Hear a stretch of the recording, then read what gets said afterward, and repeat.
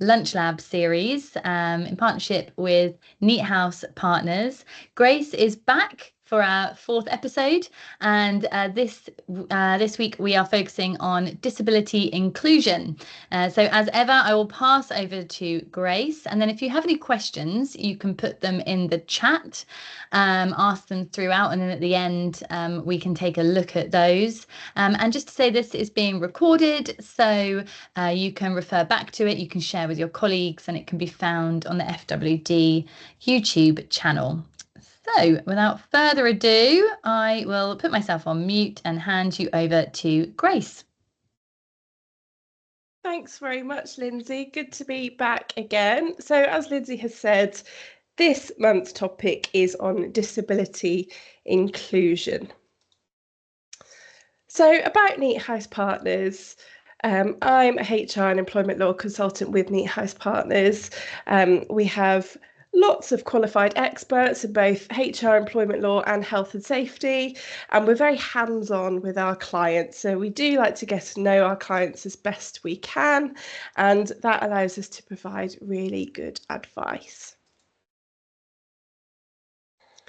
These are all of the areas that we are experts in, so lots of things we can help you out with. All right, so today we are going to be discussing the Equality Act. Once again, if you've been following every episode of this series, you should be becoming quite an expert on the Equality Act now. We're also going to be looking at accessibility improvements beyond compliance, best practices for full inclusion, and then some time for a Q&A at the end of the session. All right, so we will focus on the disability element of the Equality Act today. So that does give us quite a nice chunk to talk about. So as you will be aware, the Equality Act is a very key piece of employment legislation which legally protects people from discrimination in the workplace as well as in wider societies.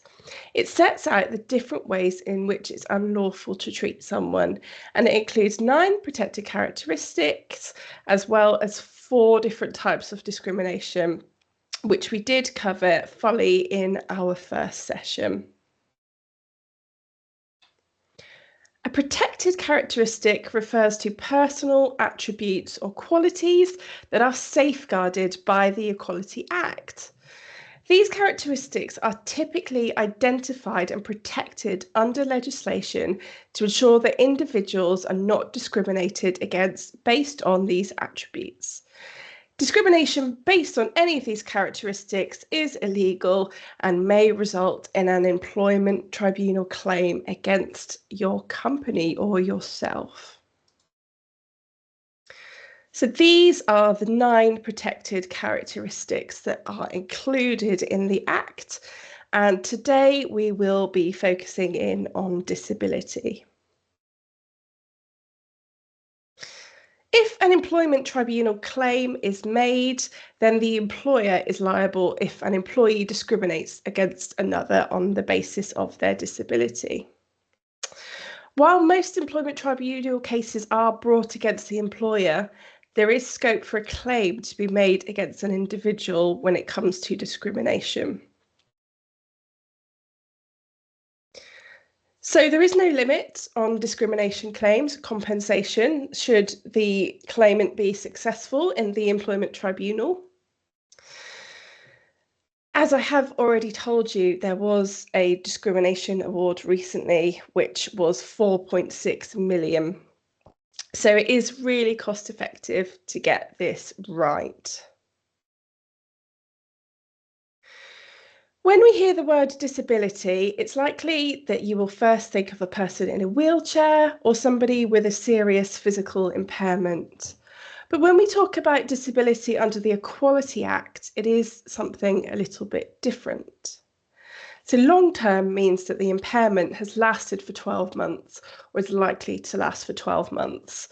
And it's where there's a substantial and long-term adverse impact on the employee's ability to carry out day-to-day activities. The other point to be aware of is discrimination arising from a disability. And that's unfavourable treatment causing a detriment because of something which arises in consequence of the employee's disability.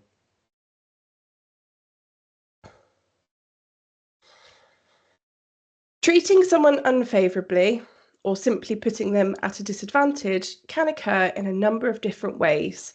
So, for example, rejection for employment or promotion, exclusion from training opportunities, less favourable terms and conditions, removal of job duties or transfer to less interesting or less responsible work, exclusion from contractual benefits or non-contractual perks, or dismissal or selection for redundancy.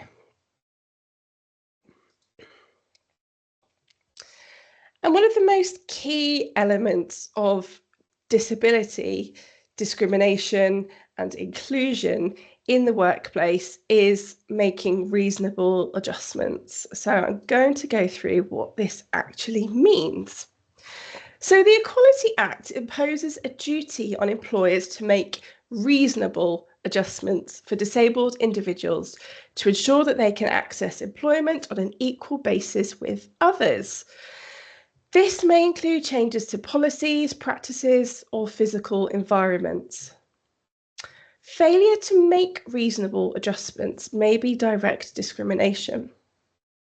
The Act states that an employer is not subject to a duty to make reasonable employments if the employer did not know and could not be reasonably expected to know of a disability. So in other words, if your employee hasn't told you and you've got no reason to suspect, then the Act doesn't apply.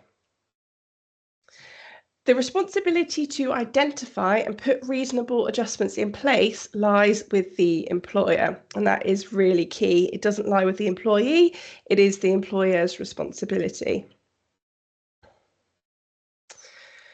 Reasonable adjustments can be temporary or they can be permanent. You need to be aware that any disability-related absences should be discounted when calculating absence for attendance procedures. Unless you have made all reasonable adjustments possible, any subsequent unfavourable treatment may be discriminatory. So, the employer's duty. You have to make reasonable adjustments to any provision, criterion or practice and physical features of a premises. You need to accommodate the needs of disabled employees or job applicants. And where working practices or premises put disabled employees at a substantial advantage compared with others. So these are some examples, and it's very difficult to give a very broad spectrum of examples because there are so many health conditions, and of course every health condition affects an individual differently. So some examples you can think of are permitting an employee whose condition causes them to tire easily to work part-time. Just bear in mind that when you make this sort of change, you don't need to pay them for the full time. As long as they're happy to move to part-time, then that's absolutely fine. Allowing a non-managerial employee with a mobility impairment to have a designated parking space close to the building when such spaces are normally reserved for managers. And employers have a duty to provide an auxiliary aid in certain circumstances. And this is a question I get a lot. What is reasonable? The law can be very vague sometimes, and it can just say reasonable. What does that mean?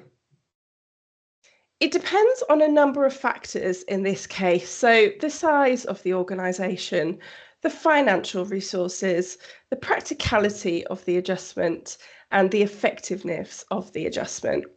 And there is no one-size-fits-all answer to this, unfortunately. So, why adjust? Many adjustments actually cost very little. It's discriminatory not to. and any claims for discrimination against you will likely succeed. Just bear in mind that with reasonable adjustments, the employer does have to carry those costs. You can't pass those costs on to the employee, unfortunately. All right, so let's move on to looking more into what is a disability under the Equality Act. So progressive conditions such as muscular dystrophy, Alzheimer's and Parkinson's are covered under the definition of disability as soon as the condition is diagnosed and the person's normal day-to-day activities are affected in any way, whether substantial or not, so long as in the future the adverse effect is more likely than not to become substantial. An employee diagnosed with cancer, multiple sclerosis or HIV is automatically deemed disabled whether or not they are experiencing any symptoms at the time in question, or whether or not it is likely that the effects of the condition will in time become substantial. An impairment that consists of a severe disfigurement is treated as having a substantial adverse effect on the abilities of the employee to carry out normal day-to-day activities. And then conditions that are intermittent or that fluctuate in their effects will entitle the person to protection at all times, provided that the condition is likely to recur, even if at a point in time the condition is in remission. There's a lot of very complicated stuff in there. So if you do have an employee who you are concerned about, who you think may have a disability, I do advise you to seek advice. This is a very, very complicated area of employment law. So mental health disorders, and as we know, mental health disorders are really on the rise at the moment. A mental impairment can be an impairment resulting from or consisting of a mental illness. So clinically recognised mental illnesses are covered. However, other conditions covered as long as effects are substantial and long-term, so stress-related illness and learning difficulties would be included as a disability. The cause of an illness or other condition is irrelevant to the assessment of whether or not it amounts to a disability. The courts have ruled that an impairment may either result from an illness or consist of an illness. An employee claiming disability discrimination does not therefore need to identify the cause of their impairment or prove that some kind of recognised illness underlies it. The question of whether or not they are disabled will be judged according to the effects that the impairment has on their everyday life. Okay. A condition may amount to a disability even if as the result of medication or other form of support, so perhaps something like a hearing aid or a prosthetic limb, the person experiences no adverse effects on the day-to-day basis. The question that determines whether or not an employee is disabled is how the condition would affect the employee if they did not take the medication or use the support. So, for example, an employee with depression has been stable on antidepressants for the last 10 years. They would still be deemed as disabled under the Equality Act, even if they are well, because it's likely without those antidepressants, without the medication, they would suffer a relapse. There are some exceptions that are specifically deemed not to be a disability. These include alcohol addiction, addiction to illegal drugs, and hay fever. There are also a small number of mental health conditions that are excluded, and you will see these on screen. All right, so let's move on to supporting disabled employees. So I would always advise any employer do the following to support their disabled employee. So there is a positive duty to consider what reasonable adjustments would support the individual. And I would always advise that you seek the employee's views on this, because remember, although it is the employer's duty to determine the reasonable adjustments, it is the employee's health condition at the end of the day. Where existing employees become disabled, consider what reasonable adjustments would enable them to continue to work. Adopt a positive attitude to the prospect of adjustments and try to be considerate, patient, and supportive. It can be frustrating at times, and I do understand that, but you do need to be demonstrating that you have the individual's best interest. So, take a positive approach towards supporting the disabled employee by assessing thoroughly what adjustments could be reasonably made. Discuss the situation fully and openly with the employee and seek their views. Make a full and proper assessment of the employee's abilities. Seek medical advice about the effects of the employee's condition and their abilities. Give full and fair consideration to all reasonable possibilities. So, how not to approach a disabled employee. So try not to view the disabled employee as being a nuisance. Also, try not to make assumptions about the disabled employee's abilities or what they would find helpful.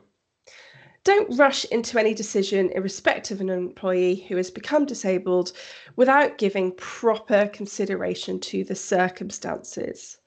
And don't overlook the employee's skills, experience, and general positive qualities. All right, let's discuss disability in recruitment. So, job applicants are protected throughout the recruitment process. So that's why it's really important that you consider criteria for the appointment and for the job advert. So the requirements must be objectively necessary to performance of the job. So some words you can avoid, things like dynamic or energetic, because that may be off-putting to somebody with a disability.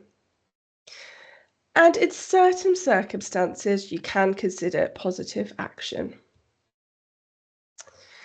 Inclusive recruitment practices start with writing job descriptions that focus on the essential requirements of the role. So avoid including requirements that aren't necessary, as these can inadvertently exclude qualified candidates with disabilities. It's also beneficial to include a notice about the availability of reasonable adjustments on the job description, just so that you're really clear with a potential job applicant that you will be able to support them with any reasonable adjustments.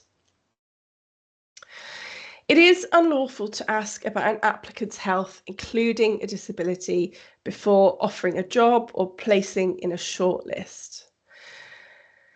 This applies to application forms, letters, emails, telephone calls, reference requests, and interviews. There are some exceptions to this rule, though. So you can ask questions before offering a role in very select circumstances, and those are to establish if the applicant can undergo assessment and necessity of making reasonable adjustments for that assessment. To establish if the applicant will be able to perform a function that is intrinsic to the role after taking into account reasonable adjustments that could be made. This has very limited scope, and questions should be very specific to the role. You can ask to monitor the diversity of applicants, and in connection with positive action, and where disability is an occupational requirement, to establish if an applicant has a disability. So, as I've said before, to reduce bias in hiring, consider implementing blind recruitment practices. And this involves removing personal information from CVs and job applications that could lead to bias. Structured interviews where questions and scoring are standardised can also help to ensure fairness. Additionally, having diverse recruitment panels can provide multiple perspectives and help to reduce any unconscious bias. Once you have made an offer of employment, you can ask questions about the health or ask a candidate to undertake a medical assessment. But again, if asking questions about health, only do so if the information is relevant to the ability to perform the role. All right, so our next section is accessibility improvements beyond compliance. So why is accessibility important? Well, first and foremost, it promotes inclusivity and creates equal opportunities for everyone, ensuring employees of all abilities can thrive. When it comes to productivity, providing accessible tools like screen readers or adjustable desks allows every team member to work more efficiently. And then this brings us to the benefit of accessing a broader talent pool. It makes your workplace accessible, invites skilled professionals who may otherwise have been overlooked. And another key factor is employee morale. Basically, when you remove barriers, employees feel valued and empowered to contribute fully. And also don't forget that in some circumstances, accessibility can extend to customers. So ensuring that your products and services are accessible increases customer loyalty and satisfaction. And lastly, accessibility reflects your corporate social responsibility, enhancing your company's reputation as a socially responsible organisation. So, accessibility isn't just about compliance, it's about creating a more equitable, productive, and innovative workplace that benefits everyone. All right, inclusive workplace policies. These form the foundation of an accessible and supportive environment. These include anti-discrimination policies, flexible working options, and reasonable adjustments. By involving employees with disabilities in policy development and regularly reviewing these policies, we ensure that they stay relevant and effective. Clear communication of all of these policies to employees is also essential. It's very easy for employees not to actually read the policies that you've developed for them. So do try to encourage them to read the policy wherever you can. Self-advocacy is a vital skill for employees with disabilities, and it's important to create an environment where they feel empowered to speak up for their needs. Providing training and resources on self-advocacy, encouraging open communication about adjustments, and offering leadership opportunities are just some of the ways we can help employees with disabilities thrive in the workplace. So accessibility at work is about removing barriers to make sure disabled people can take an active part in working life. Ensuring that our facilities are accessible is fundamental to creating an inclusive workspace. So for physical spaces, this may mean having ramps, lifts, accessible toilets, as well as furniture that can be adjusted for different needs. Clear and visible signage also helps guide everyone comfortably. There's nothing worse than getting lost in your own office, is there? Been there before. So accessible digital content. It is useful to adhere to web content accessibility guidelines. And this includes providing alternative formats for documents, making sure our websites and software are navigatable with assistive technologies such as screen readers. This ensures that all employees can access and use digital tools effectively. Assistive technologies are essential for enabling employees with disabilities to perform their roles effectively. So from screen readers to ergonomic devices, providing access to these tools and offering training ensures that all employees can work comfortably and efficiently. Accessibility audits help us identify and remove barriers in our workplace. So by conducting regular audits using established checklists and standards, we can systematically improve our physical and digital environments to ensure that they are accessible to everyone. Track the outcomes of accessibility audits and the implementation of recommended changes. Our next little topic is communication.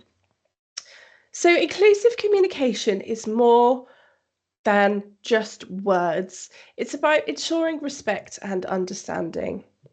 So use person-first language such as a person with a disability rather than defining someone by their disability. And avoid making assumptions on what someone can or cannot do based on their disability. Training on effective communication techniques can be invaluable. This training should cover how to interact respectfully and appropriately with colleagues who have disabilities, ensuring that everyone feels comfortable and valued in their interactions. Ensuring communication access means making sure all employees can engage in meetings, events, and everyday interactions. So this may include offering sign language interpreters, captioning and assistive devices when needed, and ensuring that documents are accessible. Using plain language and multimodal communication ensures that everyone, regardless of their disability, can understand and participate fully. So next, I have some ideas on how you can ensure your disabled employees are fully included. Leadership commitment is crucial for successful disability inclusion. Leaders must set clear goals, measure progress, and hold themselves accountable to foster an inclusive environment. This top-down approach ensures that inclusion is prioritised across the organisation. And very similarly, the next point is culture. Creating an inclusive workplace culture involves more than policies.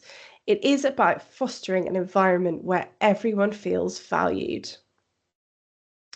Conduct regular disability awareness training to keep inclusion at the forefront and address any emerging issues or misconceptions. Supporting or encouraging the formation of a disability-focused employee steering group can also contribute to a more inclusive culture. These groups can provide support, advocacy, and a sense of community for employees with disabilities. And integrating inclusion into core values and mission statements reinforces its importance within the organisation. When inclusion is embedded in our policies and daily practices, it becomes a fundamental aspect of our company culture, guiding our decisions and interactions. And I think that is a really key point, is that it's all well and good to have a policy, but if that policy is not acted on a daily basis, the policy becomes a little bit redundant, really. So that is always something worth bearing in mind. And social events can be an important place of workplace culture, but it is really essential that they are inclusive. So make sure venues are physically accessible and providing any necessary adjustments like interpreters or captioning, or also offering virtual attendance options as well. And again, by creative and inclusive environment at both formal and informal gatherings, we foster this stronger relationship and sense of belonging for all employees. Supporting employees with disabilities involves providing tailored mentorship and career development opportunities. This helps them grow professionally and feel more integrated into the company. Additionally, establish feedback mechanisms where employees can share their experiences and suggestions regarding inclusion efforts. Regular feedback helps us to continuously improve and address any issues promptly. Data-driven inclusion strategies. So these allow us to make informed decisions about disability inclusion efforts. So by collecting and analysing data on various aspects of inclusion, we can identify what's working and what needs improvement. Measuring the impact of our initiatives ensures that we are making meaningful progress towards our inclusion goals. And of course, inclusion extends beyond internal practices out to external partnerships. So by prioritising supplier diversity and sourcing from vendors that support disability inclusion, we can extend our commitment to creating a more inclusive economy and community. And finally, the landscape of accessibility and inclusion is constantly evolving with advancements in technology. So emerging technologies like AI and virtual reality do offer new opportunities to enhance accessibility. And staying informed with these trends and adapting our practice accordingly ensures that we remain leaders in disability inclusion. All right, well, that's all from me. Please, if you have any questions, please do feel free to ask. Thank you very much. Thank you so much, Grace. Really, really interesting. It's a really important topic, that one. So you've got colleagues, please do send that round. And I put the link to our YouTube channel. Yes, FWD has its own YouTube channel with all of Grace's episodes from our Lunch Lab webinar. The next one is going to be on neurodiversity, and that will be on Wednesday, the 6th of November. And we'll make sure we give you lots of notice about that and the link to sign up. But thank you so much, Grace. Really, really interesting one, and quite a long topic, that one too. So you're going to have a well-earned lunch break. Thank you all very much for joining us this lunchtime, and we'll see you all again soon. Many thanks.